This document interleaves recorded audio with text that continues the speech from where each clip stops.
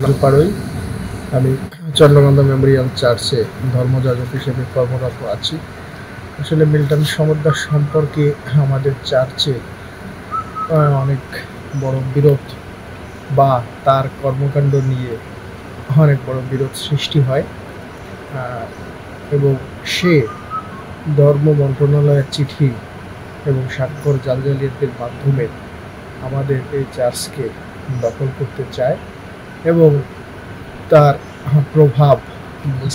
করতে চেষ্টা করে চার্চে এবং আমাদের যাজকদের উপরও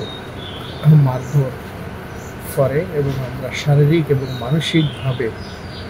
অত্যাচারিত হই তার দ্বারা। এবং ঠিক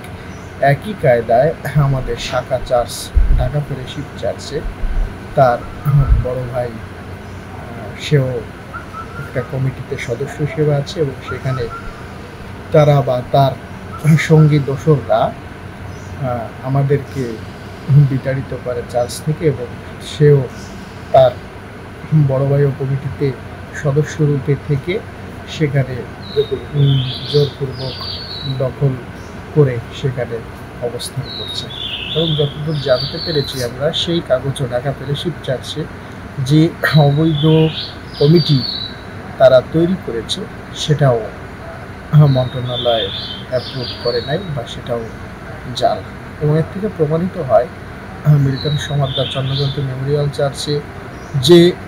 একই কায়দা বা পন্থা অবলম্বন করেছিল ধর্ম মন্ত্রণালয়ের চিঠি জালজালিয়াতি করে, এবং সেখানে তার বড় ভাই মিল্টন সমদ্দার সম্পাদক রূপে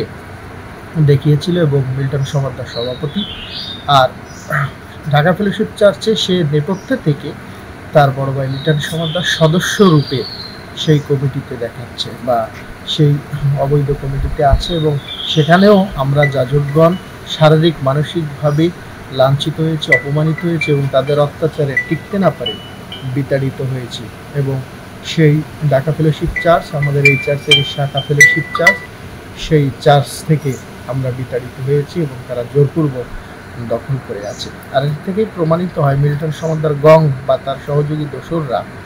একটা চক্র যেটা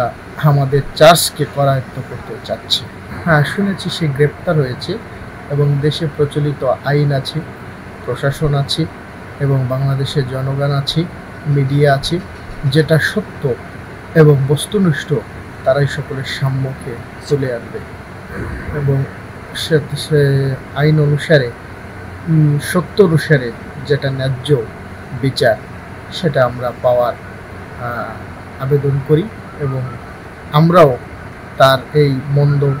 কাজের সমর্থন বা অনুমোদন করি না বা আমরা মন্দের সঙ্গে রক্ষা করি।